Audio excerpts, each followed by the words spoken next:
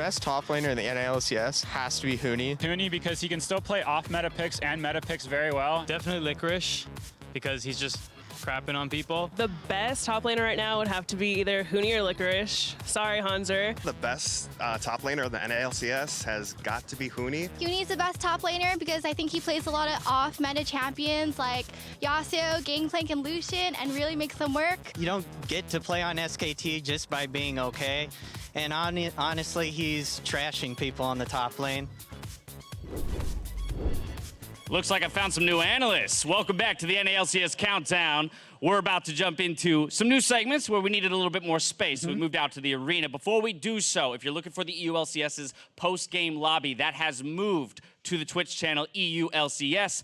In the meantime, we're going to jump right back into it, talking about top laners and tier lists. We heard from the fans themselves on who they thought should top the table. Let's take a look at Mark and Jat's list. Huni, no surprise. We both agree on Huni, but I want to clarify real quick what this tier list is for. It's performance through the first 10 games of the split. Not historically better, not better at the end of the split. It's through 10 games, who do we think has performed the best? And I think we can agree, and like most of the audience, Huni's the best player in the top lane right now, but I think that's where we start breaking apart. All right, so moving right past Huni then, let's talk about the first major difference that I noticed on both your lists. Mark, you've got Hanser sitting in the second slot. Jat, you've got Licorice, essentially flip-flopped in your rankings. I didn't hear any fans putting Hanser above Licorice, Mark. Yeah, well, that's because they're fans. Everyone in this audience hates Hanser. It's, listen, Hanser, Flame. I mean, that's what that means. Yeah, Hanser and Flame are two players who don't get any help from their teams. And they have very limited champion pools in what they're actually winning with. So Hanser on GP is able to get a ton of leads, very low jungle proximity. And they just play really well when he's on GP. Flame, much the same way, doesn't get much help. So they are basically the same player to me. 2 and 3 is pretty interchangeable. And Licorice gets a ton of help from his team. Yeah, so if I just want to talk about why I have Hanser below Licorice and Flame is, yes, Hanser has been good on some picks, specifically Gangplank, but Hanser is winless on all of his other champions. I want to talk really quickly about Licorice before we jump back to Hanser, though, as to why I have Licorice so high. Statistically, he's actually at the top of pretty much everything. He has a higher forward percentage than Huni as far as map pressure, a higher CSD than Huni as far as that goes. He has the most kills for top laners, and a lot of people say it's because they're camping for Licorice. They're not. He only has the 5th highest jungle proximity of top laners in the North American LCS, so that's what puts him, to me, above Flame and Hanser. My one problem with Licorice is he has the highest death percentage of any top laner, so when things go wrong, it's basically on his back. We've seen the games where he goes boom, like the Lucian game. The Jace game, he was unable to team fight with it, and so while he does get a ton of help in the draft, more than anyone else, arguably, when the team does falter and Jensen and the rest of the team are still playing okay, it's usually off Licorice. Yeah, but when we're talking about deaths, Hanser has more deaths than any other top laner Their in the games LCS. are longer. They play long games.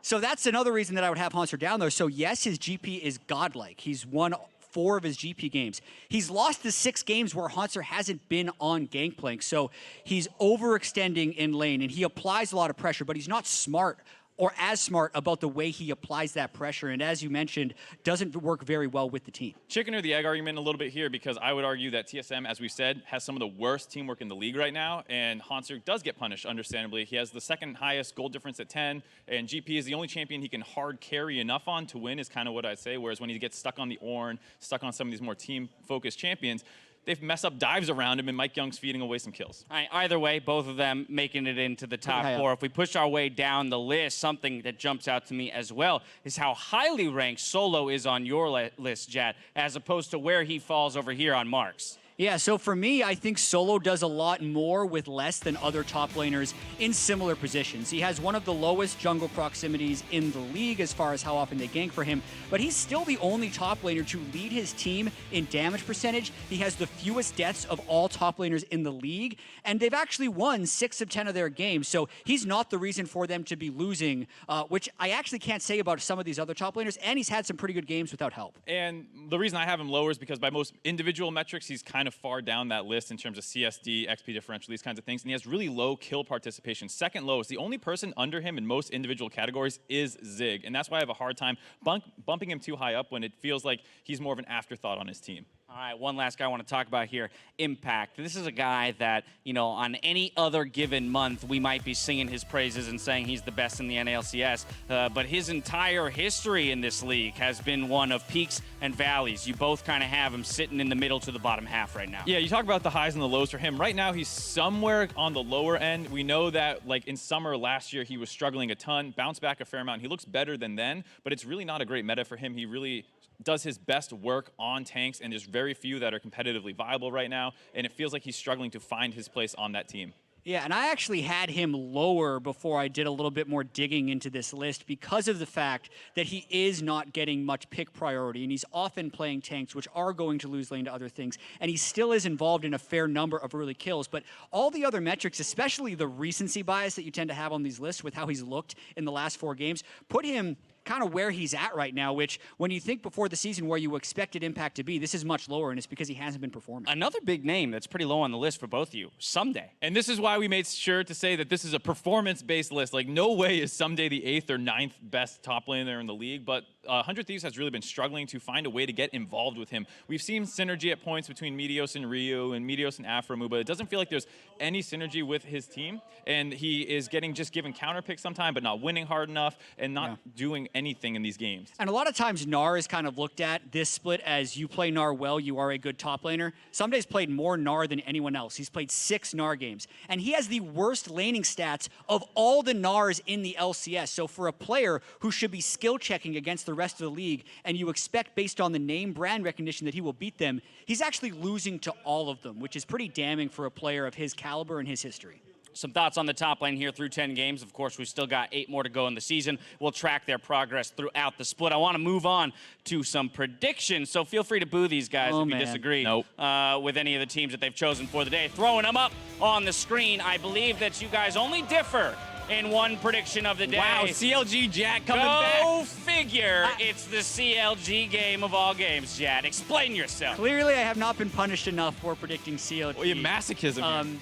So I was watching CLG's documentary series, and the confidence that Zix said they would 2-0 this week really struck me with how much the team has been looking to improve. They've mentioned a lot of things about how they've transitioned Huhi over to the primary shot caller and how it's been bad and how they've taken the losses, but they are seeing improvement. And I do think that Clutch Gaming is potentially a little over their Overhyped a little bit. Overhyped at 6-4, so I think it's a super close game, and I may as well throw it in there. And I can respect you going with your gut, because my gut was like, this feels narratively like the perfect time for TSM to find an upset win over Echo Fox. It was really close last time. And then you didn't pick them? I chickened out, so that's you why just I'm saying, explained to me why you would pick a team. I'm just saying that when the upset happens, I should have listened to my gut. Ugh. Okay, well, that's fair. We'll make sure to make fun of you for it when it happens. But here in this second one, what's your reasoning behind Clutch over CLG?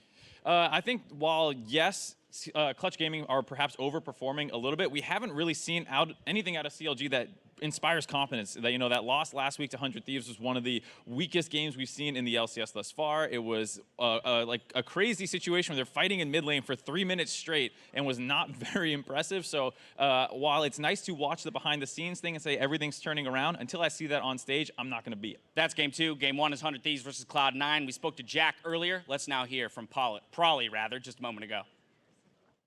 We started off pretty strong. The players kind of just played their own game. And I think once we started to strive for more consistency, it kind of broke down like the natural play style of the team. So we had to like rebuild that in the last couple weeks, just trying to get more consistency in kind of our strategy. If we're just a team who doesn't have a like consistent play style, I think it becomes really risky going into like playoffs and further on. So breaking down how we play into steps is, I think, really important. I want to get some revenge on them. Last time, I think we had a match that was not fun to watch. So hopefully this one will be a lot more entertaining and a lot more on our side of the street. I mean, I think everybody would like a more entertaining and fun game. Yes, please. As I heard, I think Rio just a groan did a or big something yawn. let out behind. We're going to do win conditions for this first game. We've got 100 Thieves versus Cloud9. Let's throw them up on the board. Mark, I believe you're first. Yes, you have given me C9 despite putting me on the 100 Thieves side, so I hope they don't throw anything Just at trying me. to confuse Talk people. to C9, The thing that I need C9 to avoid is the jungle bot lane synergy. So watch out for aphromoo, watch out for Meteos over there. Don't let them sync up and, you know, pin Smoothie and Sneaky in their lane, because that's where they tend to struggle as C9 when their bot lane is getting destroyed. So just make sure that doesn't happen. You have them beat most other places, you'll be good. Yeah, and for 100 Thieves, I do think they are the underdogs in this match, but I have 2 win conditions. It's make sure you're drafting enough initiation and also play through the bottom lane. So we mentioned at the top of the show how 100 Thieves plays the longest games in the LCS and has even longer win times. Those are sometimes stretched out because they have trouble finding fights. So if they can get to those points where they're able to find fights and aphromoo not behind, everything should technically work the way it's supposed to. With our last minute here, do you think after the loss suffered against Echo Fox that Cloud9 might look to start week 6 here with a different strategy, perhaps moving away from the Licorice counter picks and the attention up there? I would like to see them do it. They are definitively in second place. I understand battling for first last week, but you have some room here towards the second half of the season to start experimenting with different draft and team strategies. So I understand if you just want to win every game you possibly can, but if they want to start branching out a little bit now, right before 8.4 hits and you lose control of the meta, this is a good time to do it. All right, that's going to do it for us. Time to watch some League of Legends, so we're going to toss over the casters to get us into game 1 of the day. Thank you very much, Dash. It should be a fun game to open things up here this week. Remember, we are still on patch 8.3, so all those big new changes you're seeing with Tracker's Knife removed and all the AP atomization change-ups aren't going to be in here just yet. It's going to be the same old song and dance that you're used to at least one more week. One more chance to get your personal best vision score. Personal best vision score of all time. We'll have to see how high the vision scores end up going over the course of these games today. But right now, all eyes are going to be on 100 Thieves and Cloud9 as they make their way into Champion Select for the first game of the weekend. Let's see how they want to go about these picks and bans with 100 Thieves immediately targeting the mid lane, removing the Azir. Yeah, it's going to be an interesting one. You know, there was kind of a rough last game for Cloud9, but it was against Echo Fox, and that's actually their only losses this season are against Echo Fox for Cloud9, whereas 100 Thieves definitely have been struggling quite a bit more. And I'm going to be interested to see if Cloud9 is confident to go right back to those carry matchups here for Licorice. It obviously fell pretty hard on its face against Huni, but statistically has been working out for them very well this season. The stats have been quite favorable for Licorice when he does have counter pick, and he's up on average around 9 CS at 15 with that counter pick. And they've been doing a lot in the drafts, not only as far as like leaving picks later for him, but also trying to manipulate picks and bans to get him as an advantageous matchup as they can. And talking about the bans, 4 out of 6 of these initial bans are going to target that mid lane. Azir, Ryze, Zoe, those big 3 you always talk about, taken off the table. Cassiopeia also targeted towards Jensen, being removed here. Alistair and Camille rounding things out as 100 Thieves thinking about that first pick. It's going to be the lock-in on Skarner. It's kind of interesting because you would traditionally expect something like a GP maybe even to be blind picked here, but I think you're a little bit more nervous to do that against Licorice because he has shown that he is willing to play the Lucian, he has shown that he is willing to play the Kled, and even some of these other carry matchups into it and kind of use that as a counter pick. So it does change the way that you have to approach the draft from both sides, right? You know, do you want to risk putting Ssumday, especially when he's not performing as well this season, in a disadvantageous matchup against Licorice, who has been very successful? And with what we've seen from the meteoric rise of Skarner in terms of popularity, this champion is first pick worthy now. Generally, if it makes it past bans, it's going in the first round, whether it gets first picked or then first/second picked on the other side. So 100 Thieves still getting themselves a value pick in that one. The response from Cloud9, though, picking up the Sejuani, another top-tier jungler, thinking about the Galio here, too. Yeah, the Galio, I think, can make quite some sense. They're looking like they're going to change that actually to a blind pick Gnar here for Licorice, so actually not going to be saving it for the secondary pick. This is actually only the 3rd time this season that Licorice has picked before the opposing top laner.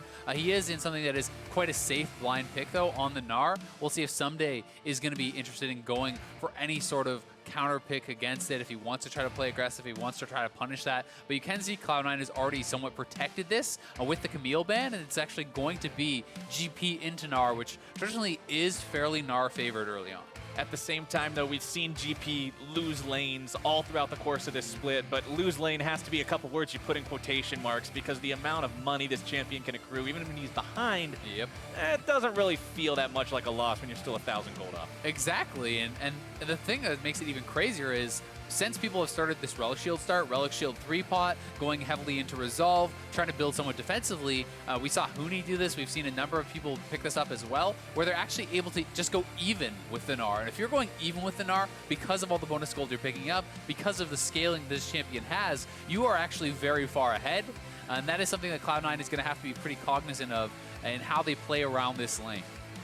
Galio that was hovered by Cloud9 earlier going to be locked in by 100 Thieves, both seeing that their opponents were thinking about that and denying them away from it, as well as combining Galio with Skarner. You get a pull into an immediate follow-up. It's a super strong CC chain. Cloud9 will respond to that, picking up the Corki for themselves in the mid lane, which transitions us into the second part of the bans. And Corki, a champion who is going to scale very well into the later stages of the game, also lanes pretty favorably against the Galio. Galio, yes, you can obviously try to poke out and push out pretty heavily with your Q, but the cooldown in the early levels before you start picking up CDR is pretty high, and you can take a lot of damage from those auto attacks on Corki. And it's going to be more about getting out of lane or trying to pull off some sort of a gank, but in the actual 1v1, I expect it to be pretty favorable for Jensen. He should be able to get a farm advantage. He should be able to scale up pretty heavily, and Ryu's going to be having to make plays with Meteos, and that's going to be really interesting to see how they're going to be able to work together, especially if Meteos decides to go for something like the Predator, you know, utilizing that to try to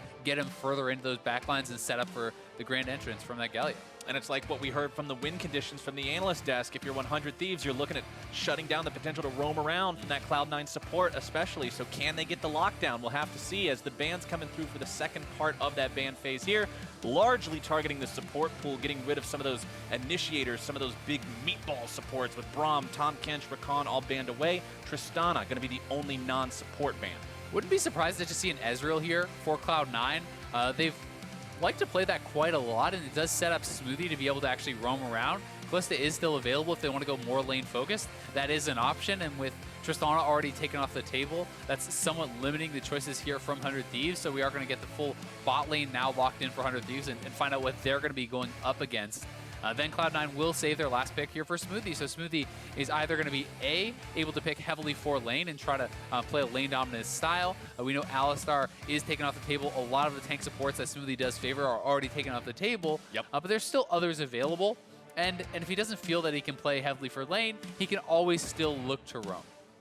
Well, let's see what 100 Thieves want to respond to that Kalista with. They grab themselves the Varus in the AD carry position there for Cody Sun. 17, 16, 15 more seconds to still think about that support that they want to go for with, like you said, a lot of those tankier supports having already been banned away. And if they were to go for Taric, that would actually be all of Smoothie's picks from the season taken away. Taric is still available. That is the only one that he has played that is actually not banned right now because the Tahm Kench is banned away, the Alistar, the Braum are all banned away. So certainly could be just going back to that Taric if he feels comfortable there. There's always the opportunity to go for something like a Morgana though, but I am expecting the Taric because he's been playing exclusively tank supports and can work pretty well here into this Thresh. And I mean, obviously it's worked out well for Cloud9 as a team. A lot of what our focus has been on talking about how this team succeeds has been on Smoothie, on support, and when you've got an 8-2 record to back it up, something about this strategy is working. It's clicking there for Cloud9. Rosters are finalized heading into this game with that Taric locked in. Now it's all going to come down to who plays it better, who executes right. Can 100 Thieves shut down that Cloud9 rotation machine, or is Cloud9 going to continue that streak of having only lost to one team in the entire league? This is going to be pretty interesting. I mean, there's a lot of playmaking, a lot of crowd control and follow-up CC here from 100 Thieves, and if they can find the right picks and burst someone down before the Taric ultimate comes down, before Cloud9 can stabilize in these team fights, I do think they have really good chances here, but there's always an opportunity cost. If you cannot connect that hook on the right person, if you cannot land all that CC and eliminate someone with the hook, and the ultimate coming out of Skarner and these sorts of things, you're likely not going to have enough follow-up damage to actually follow through and win a longer fight against a Taric and a Sejuani and this Gnar there in the front line with double AD carry damage coming through. And you know, I'm also going to be keeping my eyes on the top lane in particular, especially after that discussion that we saw from Mark and Jad earlier about where they're placing everybody in terms of a tier list right now. Licorice, this guy that a lot of people had a lot of question marks about coming into this split, proven himself, done a lot of work so far in the top lane. Ssumday, someone that a lot of people were expecting more out of, who they're really saying, but when does he step up? A contest between these two could be a great statement to make from either one. Certainly so. I mean, we heard Crawley talking about the fact that they're trying to rebuild. They're trying to strive for consistency.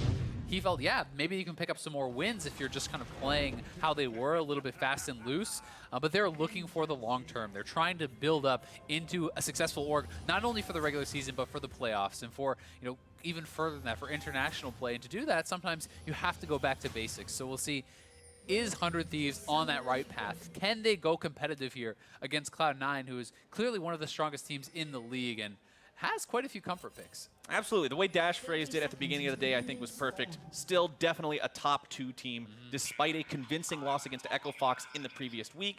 This team still looks incredibly strong right now. We'll point out that Meteos has gone for the Predator on that Skarner, so we will see some of the playmaking potential that comes out of that one. Everything else seeming pretty par for the course, the way we look around here and examine the keystones. Lethal Tempo and Kalista, pretty much the only champion in League of Legends that uses that keystone very well. Yeah.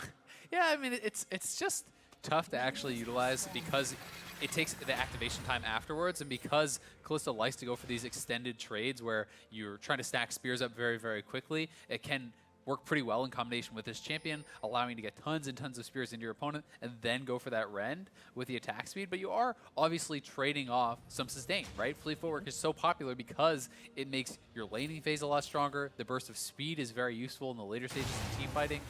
So it's honestly just such a well-rounded mastery that you're always going to get a lot out of it, whereas the Lethal Tempo is much more conditional.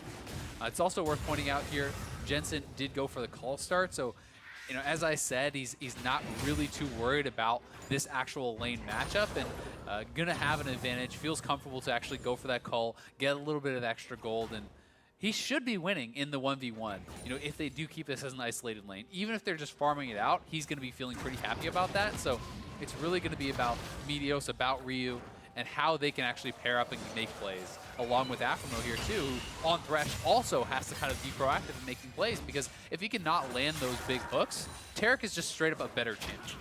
Yeah, aphromoo on the Thresh. I always love seeing this guy on playmaking champions, stuff like the Thresh, like the Bard that we got to see from him last weekend, because he knows when it's time to really put everything on the line and put everything on that one skill shot. And he's done it before. They're hoping he can do it here again today, because it's a lot of fun to see and it can make or break the game. It certainly can, and that's honestly a lot of how aphromoo has made his name as a support player.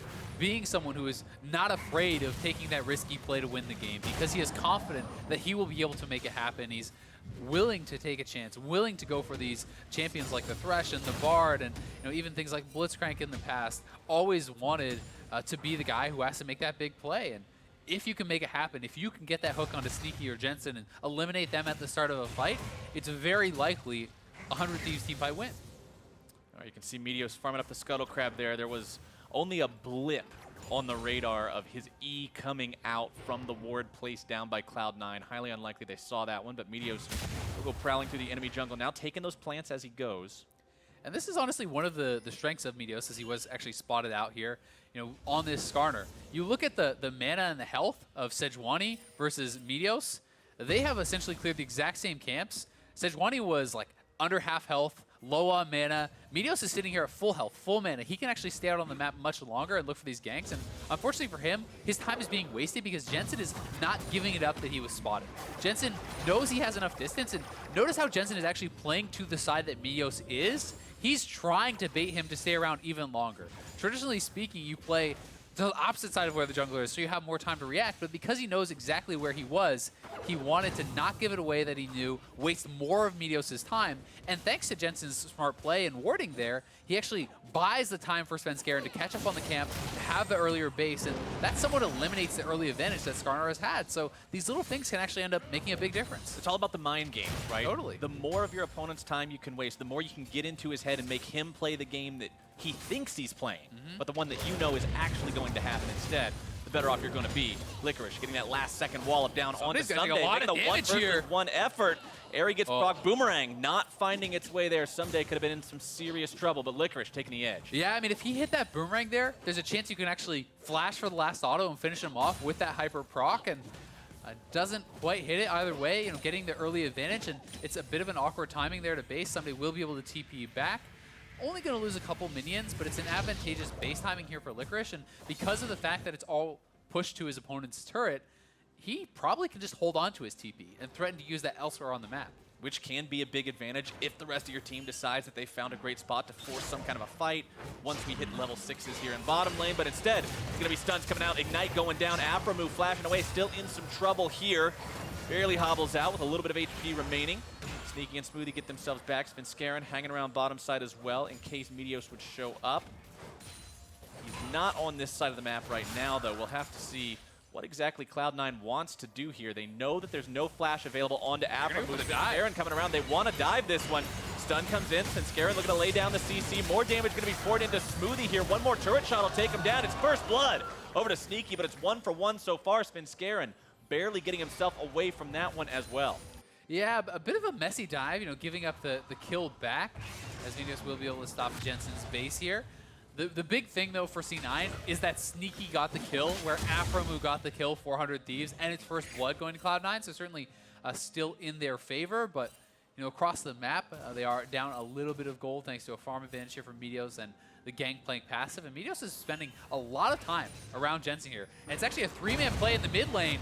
Flash into the taunt will force the flash away from Jensen, so summoner spells burnt by both mid laners there. But yeah, Meteos' investment into this mid lane, we've always historically talked about Jensen being big in the mid lane, but let's take another look how this play happened bottom. Yeah, and here's this play again, exactly. It's warded out, aphromoo gonna get caught. One Ignite expended to get the flash and the heal. This prompts them to move down and actually look for the dive, feeling confident that they can actually burst down aphromoo here, but it takes them quite some time to actually finish him off. They start up with the Bastion, putting that over on his Svenskeren. They're able to land the stun. It's Smoothie that pulls aggro here, but the Flay pulling him in, he's not able to actually get out of turret aggro in time, taking perhaps another shot than he would have wanted to. Either way, first blood did go to Cloud9, and Sneaky's the one with the kill, so 80 carry advantage is going to be on their side, but Meteos down here looking to change that. Has no Predator available because he didn't buy boots, but he does have level 6. Level 6 with flash. This is very high chance of being a kill if they can manage to bait this correctly. Skarner flash ulti, one of the most effective tools in the game for starting something off, getting that pick. Especially when your opponents haven't even had a chance to buy QSS yet. Here we go. This is going to be the play attempt. The suppression into the damage. There you go. Goodbye, Sneaky. Meteos grab the kill onto his old teammate. Yep, nothing Sneaky can do about that setup. Just well done, honestly, by 100 Thieves with the ult timing. Ssumday a bit of a whiff. Doesn't even actually get an assist for his Gangplank ultimate. So that's honestly too bad because it actually does expose him to a potential dive a lot more. Svenskeren is trying to get a little bit of something done here on the top side of the map. They're going to try to take away the blue buff and give it over to Jensen. They will be able to do so.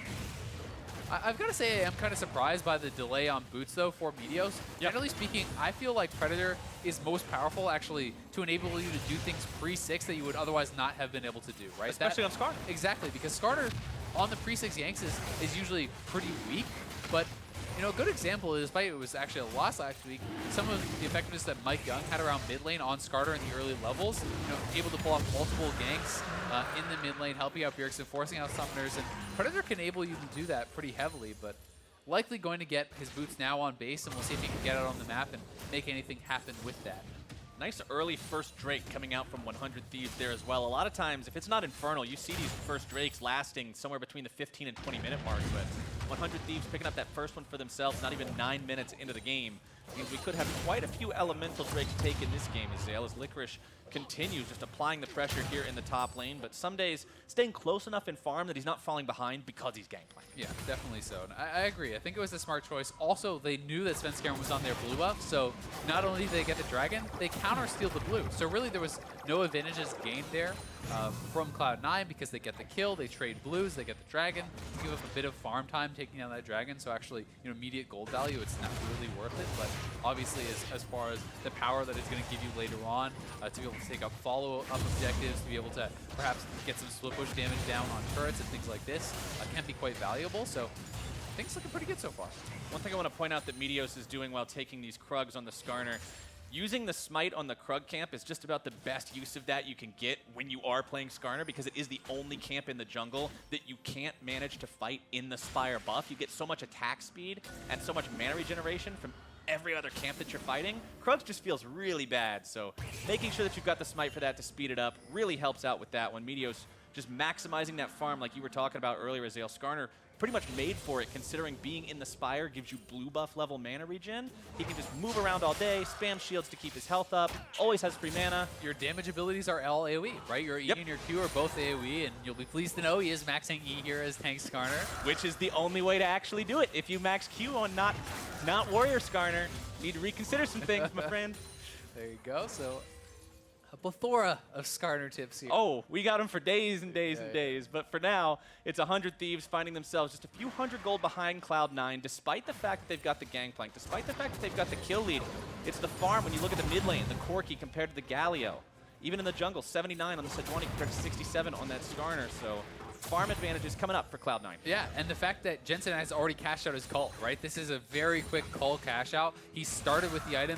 He's at 115 CS at 10:45. He has his package available here. They're looking to threaten plays on the bottom side of the map, and gonna go on to Ryu. It's some lockdown onto Ryu there, but he manages to buffer it away with the Justice Punch. The classic Tristana interaction on Galio instead this time. Doesn't work out, but I still like the fact that they're pressuring into the jungle with the package. All too often you see people pick up the package, they walk back to lane, they kind of strafe around, and then they just use it on minions, right? Yep. Because you know that you have basically get out of jail free card with the package, always invading into your opponent's jungle, especially with your jungler, makes a lot of sense because you can go in very aggressively, you can look to get vision. If someone's out of position, you can maybe get a kill. Worst case scenario, it's a situation like this where they get a couple wards down, they clear out a pink, and there's nothing really lost, right? It's not a big cost, and you always know that you're going to be able to get away if they go for it. Right, that safety is the biggest part for me. You can't be interrupted while you're using it to get yourself away, so you have the ability to really flex those muscles and move up and make a play that you otherwise couldn't. So I agree. I like that from Cloud9, really getting the most out of that. And calls like that, I think, are why this team is able to find more wins than most other teams in the NALCS right now, because they know how to use their resources properly. Yeah, exactly. It's kind of funny. It brings me again back to what Prawley was talking about actually in his interview 400 Thieves. He's talking about consistency, and a lot of consistency in League of Legends and a lot of being a top team is always making the right choice on little things over and over and over again, right? That's how you create advantages. Correct itemization every time, correct warding every time, pressuring at the right times, you know, and consistently doing that across the map over a long period of time is what puts a team like Cloud9 towards the top of the standings. They're just very, very solid, and they do a lot of little things right basically every time. I think that's interesting because it parallels one of the conversations that you usually see happen about even just people playing solo queue, right? League of Legends in general. What's the difference between a Masters player and like a high challenger player? And the answer is always consistency. It's always one guy can perform out of his mind, the other guy can perform out of his mind every single game. And that's what it's all about, is making sure that there's none of those moments where you just go, wow, I don't know what that was. You need to be able to consistently repeat success. And Cloud9 very, very slightly ahead still in this game, 13 minutes in. It could go either way, though, and that means that any sort of fight that breaks out could be the one that decides the momentum of the game going forward from there. You can see a lot of bodies grouping up around this bottom part of the map. The Drake spawning in 1 minute seems to be a point of contention here as both teams thinking about the value of that as the game goes on. Certainly so, and there's positives happening right now for both sides, right? Jensen has started with a cult, greedy build, he's up 20 CS, he's scaling very well, great. That's looking really nice for Cloud9. But then you look at 100 Thieves side. The Gangplank is farming and holding his own pretty well here. He's going to be scaling up very well, and you know, as far as the gold advantages, he's actually ahead on gold because of his passive and farming up there. And then you look at the bottom side. Cody Sun has his Rage Blade complete, whereas Sneaky is still on pieces and doesn't have his Blade of the Rune King, so that's a point of strength again for 100 Thieves. So both teams are going to have to try to play around their power points, and it's part of the reason that Meteos was putting so much time into focusing mid lane here, because he was trying to hold down a point of power for Cloud9 and stop Jensen from accruing this advantage. But now that he has it, you have to respect it, you have to move around the map and really think about where are they stronger, where are we stronger, can we fight, where can we fight, and all these sorts of things are kind of coming into play. You are seeing that Drake spawn right about now. Control over the area being exercised by 100 Thieves. Meteos on the Skarner can actually solo this very easily. Once Skarner has a completed jungle item, you can solo any kind of a Drake. Except maybe Elder. And Ryu throwing the Winds of War back towards Jensen. I hope you have your jungle item by the time Elder. Yeah, I would hope that by 35 minutes into the game, you've got the jungle item completed. Got some other problems. Might have some different concerns if that's not the case. But 100 Thieves moving on to the Drake. Will Cloud9 contest this one? Svenskeren backing away, deciding they're going to force the fight a little bit elsewhere. Meteo's going to be saved for now by Ryu's heroic entrance. Ryu grabbing the kill onto Jensen to start this one off, trying to get himself away. Barely going to be creeping out until they're able to grab the kill. Ssumday coming in, the TP behind enemy lines. Cloud9 sandwiched in the middle of everything. The hook will shut Licorice down as Sneaky now going to be double killed. 100 Thieves trade away their mid laner, but they get 3 in return, and they're back onto the brink. Hey, they knew they had the stronger bot lane at that point. Sneaky had not been able to go back to base to actually buy his Blade of the Rune King. He has it now, but that was a Rage Blade versus just the pieces and getting those hooks onto them, high variance, but they make the play happen. And Cody Sun. Speaking of hooks, aphromoo sets up another right under the mid lane tier 1. 100 Thieves are on fire right now. I mean, Cody Sun has just picked up so much gold in these last couple minutes. They knew he was the stronger AD carry at that point. They fought heavily around it. Afro hits the big hooks. I mean, Licorice was on the verge of going mega and maybe trying to turn this fight around, but here it is once again. They start off the fight on a Meteos, but that is the tank, and it was a good early ultimate here from Taric, but it didn't have that much effect. The hook there onto Jensen takes out one, and now watch as Licorice, right as he's about to go mega, Afro hits another hook on him as the flank is coming in from Ssumday. This denies the Mega Gnar coming through, no ultimate able to come out, CC'd up, locked down, taken down, and Cody Sun ends up getting 3 kills in the ensuing play off of yet another good hook for aphromoo. So this is 3 hooks, setting up 3 big kills, all given over to the AD carry, and that is exactly what you want to see out of your support. That is what we said earlier. Look at the damage comparison in that last fight. 2175 from Cody Sun, 2163 from Ssumday. The highest number being output on Cloud9's squad was 1164 from the jungler. Yeah. And I mean, that's because Jensen got hooked up, he died immediately. Licorice hooked up, dies before he can go mega. And then everyone is piling in on Sneaky, and he didn't really have much of a chance to actually fight back. And, you know, that's where you kind of have to ask yourself, for Cloud9, should they have been fighting for that dragon in the first place? Yes, it was a mountain dragon, it's pretty strong, but you're fighting against a Rage Blade Varus, and that's what can happen. Oh, Sneaky, this is not a situation you get yourself out of very easily. Another Skarner ulti to seal his fate, but mid lane, it's going to be Ryu in some trouble now. Svenskeren trying to help Jensen get this kill, but Ryu tanky enough to get away from that when the Abyssal Mask doing a lot of work against those magic-dealing champions there. First turret now also going the way of 100 Thieves. Yeah, I mean, you fought a Varus where he's stronger than your Kalista. You know, he was not ahead from the laning phase. And now Cody Sun is just off to the races. He's getting so much gold. They gave him solo gold, I believe, on that turret even. He's gotten 4 straight kills. He's going to have another item when he bases it. He could go for something like a Wit's End if he wants. He could go, you know, another route. And yeah, there's his completed Wit's End. Sneaky is nowhere close to a second item here, is likely going to have to take a detour to get a QSS as well, because he's getting picked on by Meteos and these Skarner ultimates, and that simply means there's going to be very little damage output from the Kalista here on Cloud9, and you can fight so heavily now around Cody Sun. Like, your game plan becomes incredibly clear, right? You simply say, protect Cody, keep him alive, we win the fight. I mean, 100% kill participation, 4 kills, level 11. This is just absolutely frightening from the 100 Thieves AD carry. They are only up 2,000 gold overall, but when where you've the got gold's concentrated. Yeah, the gold is all in the right spot. 2,000 gold in the right spot can be as valuable as 4,000 gold randomly scattered around different places. You can see that 8,300 count he has, the richest person in the game right now, and I want to give credit where it's due as well, because we were talking about how Ssumday hasn't sort of lived up to the expectations that a lot of people have had from him, but currently in this game, he's been doing a great job. Yes, he's behind in farm, as would be expected against the Gnar, but he's up over 1,000 in terms of gold just because of global advantages and being Gangplank, and he's doing his job, which is what you want to see from him as this game transitions to the mid-game phase. Yeah, definitely the case. I mean, it's not like he played incredible in lane. You know, he's not even on farm and nothing like that. Jensen does have package, and we'll have to use it. I mean, this is a Predator Skarner coming in, but he's pretty comfortable that he can back away either way. You know, yeah, he played a solid lane phase. He had more impact in that dragon fight where he put out a lot of damage, and he was able to get a good TP off there, so things are looking good. He's scaling up. He's going to be very relevant, and the thing that makes the gold difference between Cody Sun and Sneaky feel so much bigger is having to pay that Skarner tax. Yep. Because not only is he down, you know, over 1,000 gold or whatever individually, you have to then detour and spend your 1,300 gold on the QSS. That makes it feel, as far as actual damage output, that you're very far behind. It's an extra zeal that you could have had in terms of damage that you no longer have. Yep. Just because of the fact that the enemy team has Skarner. It's a lot like Malzahar.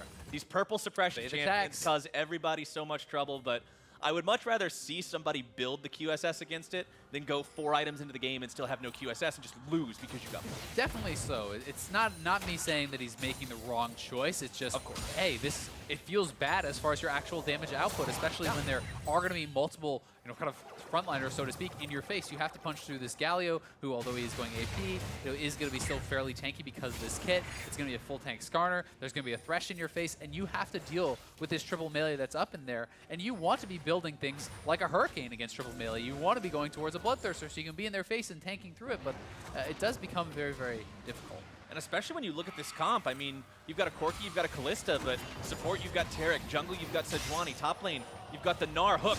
Down onto Meteos. Meteos coming in from the side, looking to find himself a value pull. Sneaky barely going to be able to get himself away from this one. Meteos dropping the pull down onto Svenskeren, bringing him into the middle of the entire of the team. The Winds of War come out.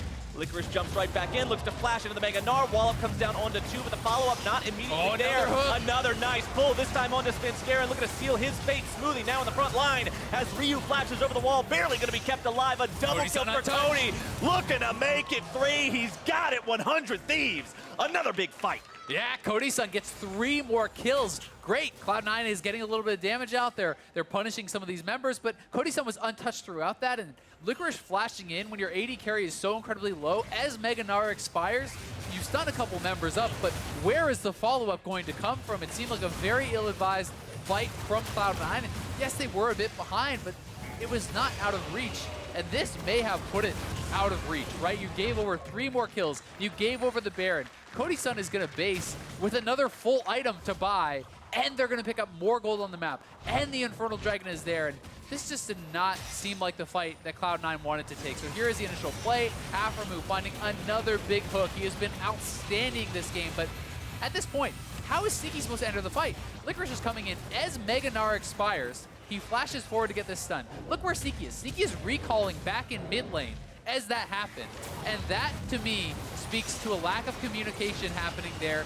Just now, Sneaky enters the fight, but the fight is already lost, and really, what can he do from this low health? There's nothing there. And that really was just a poorly orchestrated fight from Cloud9. They gave that one to 100 Thieves, and now 100 Thieves are firmly in the driver's seat. They get the Infernal, they get the Baron, they have everything they need to push forward and close this game.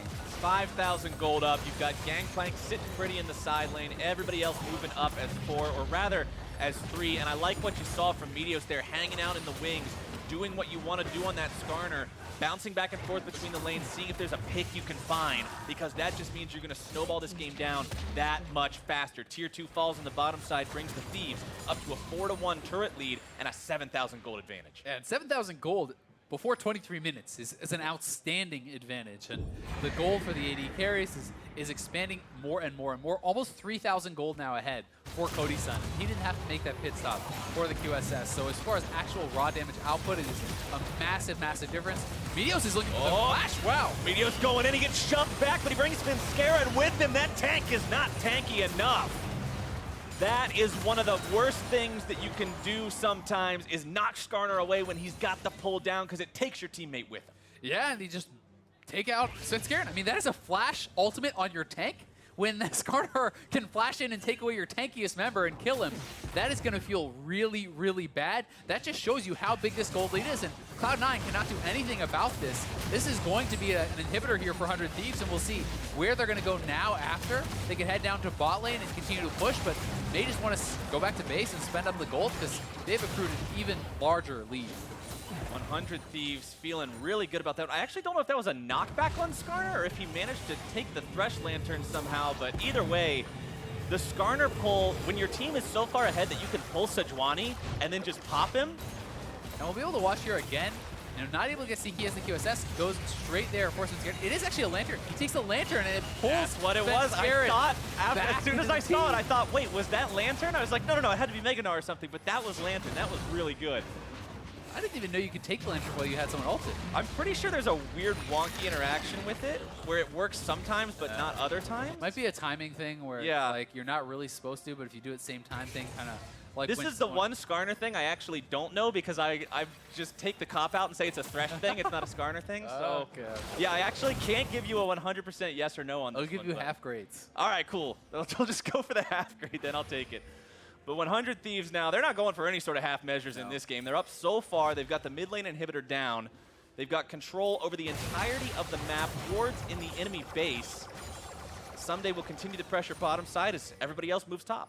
And they have double Righteous Glory. That is so much engage power here from Meteos and aphromoo, who are going to be looking to start the fights. They're trying to stay proactive. They know, despite the fact that they are very far ahead now, if you let C9 stall out the game, they have potential to take over in team fights later. And aphromoo is looking again, as he has been all game. The bot lane performance here from Cody Sun and Afro has been outstanding.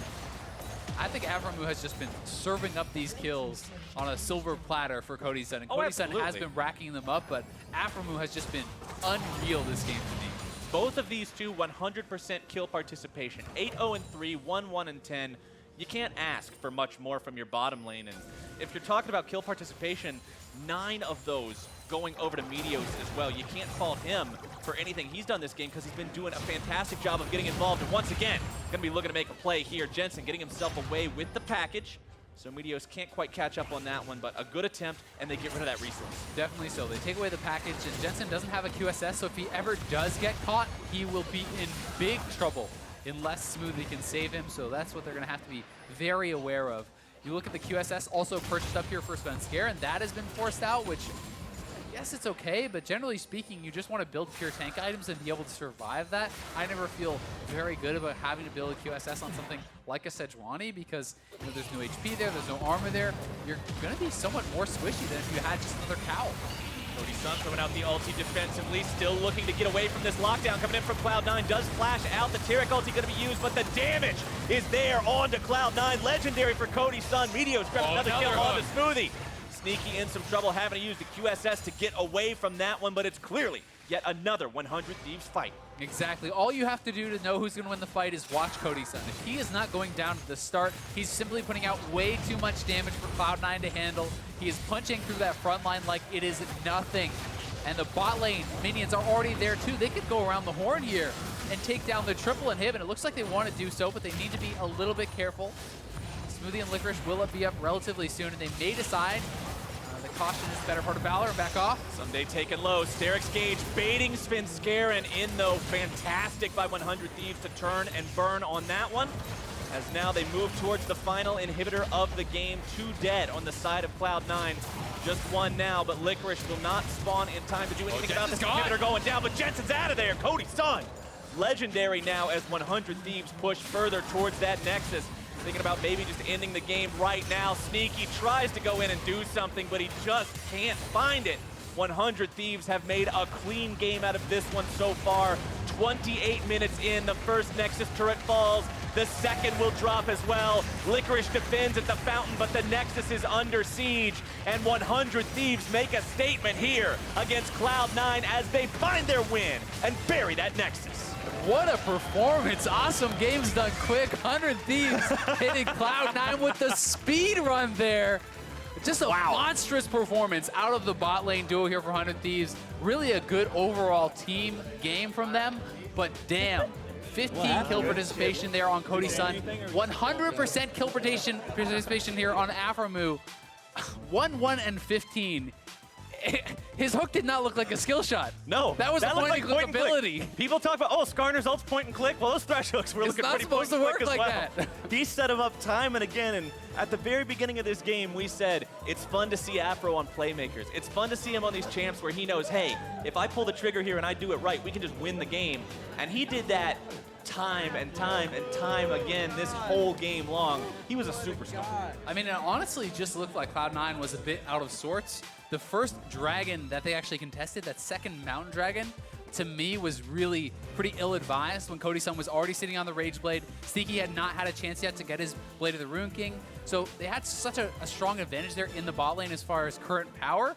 And fighting around that was just very intelligent 400 Thieves. And you have to think, Cloud9 probably should have simply given up that dragon because that is really what started the snowball. Cody Sun got 3 kills there, then goes topside, a full item ahead, picks up more kills, picks up the turrets, and he just got out to such a monumental gold lead that if you can't insta-kill Cody Sun, you can't win the fight. And there's 3 frontliners in front of him, so how are you going to do it? And after seeing the outcome of this game, I want to go back to kind of what we heard Mark talking about before the game started in terms of, you know, if you're Cloud9, you're sitting in a pretty good spot right now, you can experiment with some different things.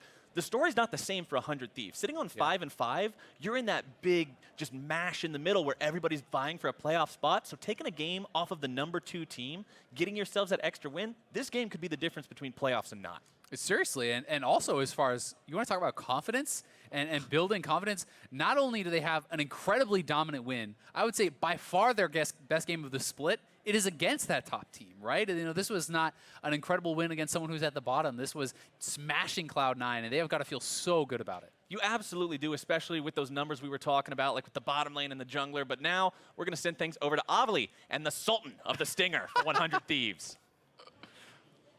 Thanks, guys. It looks like 100 Thieves is back. Meteos, congratulations on that victory. With this win, does it mean that the team has found that one agreed-upon playstyle? Well, I think we're moving in that direction for sure. Our practice has been a lot better, and I think we're getting better, and I was happy with how we played. Picking up the second win in a row, the last week against CLG. Did that victory give you guys a confidence boost to take down Cloud9 today? I think that win, yeah, it was pretty big for our morale and confidence, because if we lost that game, we would have been like on a 5-game losing streak and had a negative record, but winning it, so like we end on a win and have a neutral record, so that was really big. And it's difficult to measure win performance when you are on that losing streak, but did the team learn anything from that?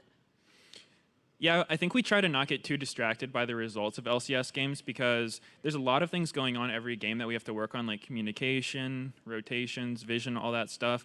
And we've been getting better over time for sure. Sometimes we're going to drop games, but we're just looking to keep getting better. Well, today you played against one of your closest friends, Sneaky. What are your interactions like before and after games? With Sneaky? Against him. Oh, we didn't talk too much before this one, but yeah, we're pretty good friends, and we usually have a good time when we talk. Well, you guys are doing the lounge stream with Freak today. You're going to talk a lot more then. What are your expectations going into that? I think it'll be a lot of fun. I hope everyone goes and watches that stream. It's going to be a good time. Well, Meteos, congratulations again on your victory. And for more on the game, let's hear from the State Farm Analyst Desk.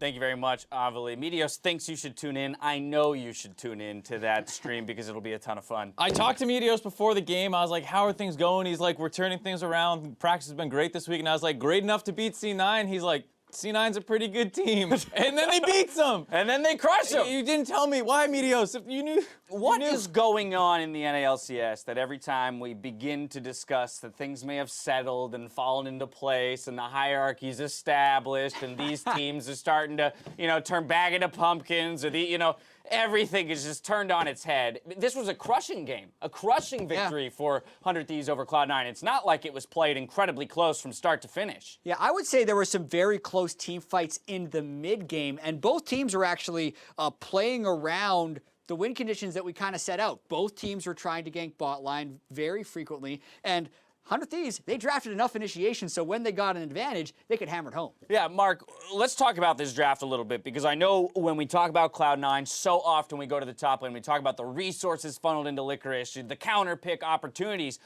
This time around, Gnar picked up blind. Right, but it's still a draft, kind of focus here. I would not say, C9's experimenting like we said they might be able to do. They banned Camille, one of the only counters into Gnar. Ssumday plays 6 games of Gnar, and GP is up. So when you take Gnar, Ssumday's taking GP. So they reached for that pick to get that matchup, because if they wait, maybe Ssumday takes Gnar, and then Licorice doesn't play GP as far as we can tell. So this was still a clear draft focus on getting him a winning matchup. Just because it wasn't a counter pick doesn't mean this wasn't what they knew would happen. Right, but when it came to the game, those win conditions we laid out, Jet, was a ton of focus around the bot lane. How would C9 deal with the jungle support duo from 100 Thieves making their visitations down to the bot lane? And they tried to punch him really early on, but I think they may have overestimated their damage here. There's 3 level 4 people and nearly a full health Thresh who still has Lantern up, so it took them a really long time to kill.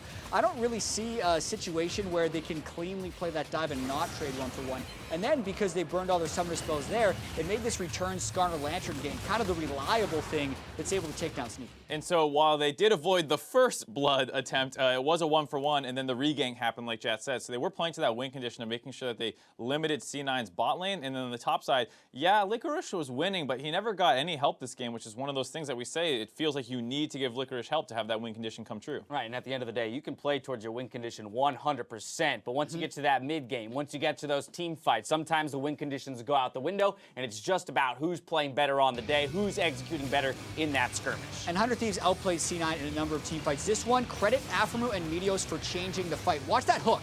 aphromoo hits onto Jensen, which is chained into the Skarner ultimate as Meteos was running away. Many people would have expected the Skarner to flash backwards, not sideways, so that in itself caught them off guard. Another and then crucial the continuation of the fight, another crucial hook. Also late heal by Sneaky would have allowed Licorice to pop Gnar. Those little things, Jensen getting hit by the hook, also not healing on the Kalista to the Gnar, made a huge difference in the course of the game. Right, you heard Azael talking about how there was the item advantage. That was still a winnable fight for C9, but 100 Thieves and Afro just played it so well. Yeah. It's so easy to throw that hook into that fight where it's like, they're initiating on my tank, I'll try and help him out, but he saw Jensen isolate off on the side and went for him and kind of refocused how that fight was going for 100 Thieves. Even after that, it's a 4v4 because both people lost members. And then he hits another hook, like Jat said, and it's just such a great fight out of him. And Afro, 100% KP as well, so it wasn't like he stopped there. Of course, this is just the first game of the week for both these teams. Tomorrow, 100 Thieves has FlyQuest, Cloud9 has Clutch Gaming. We're about to see Clutch go up against CLG in just a bit.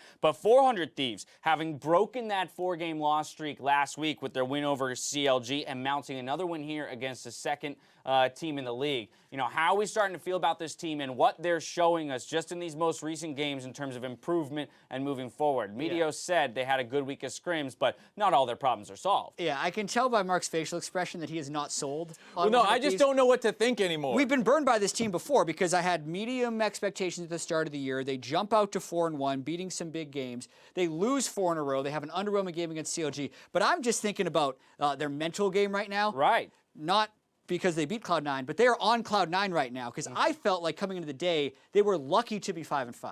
And they just smashed the second best team in the league. So they might just be thinking, man, we just got away with sucking for a couple weeks and now we're great again. Like, it's amazing. It's an amazing feeling when that happens. Story of my solo queue career. I think they're just a very emotional team potentially because when they were losing, you heard Meteos in his interview, then what Azael referenced also at the top of the day, oh, we just like, no one's on the same page, it sucks. They say they have a good week of scrims before the games and they smash people. So maybe it's just the kind of thing where ask them how their scrims went and then I'll tell you how good they're gonna do that week. All right, things are starting to fall into place for 100 Thieves, perhaps. It's time for a quick break. When we return, Counterlogic Gaming hope to take down Clutch Gaming.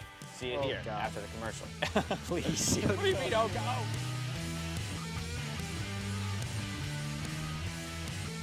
D9 win condition.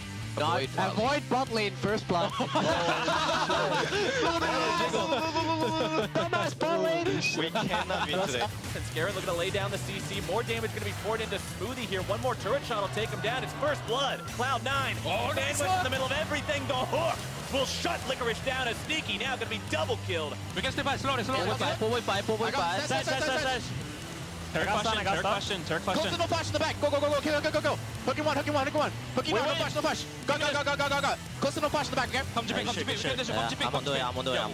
Coming in from Cloud9 does flash out. The Taric ulti going to be used, but the damage is there onto Cloud9. Legendary for Cody Sun. Meteos grab another kill onto Smoothie. And 100 Thieves make a statement here against Cloud9 as they find their win and bury that Nexus.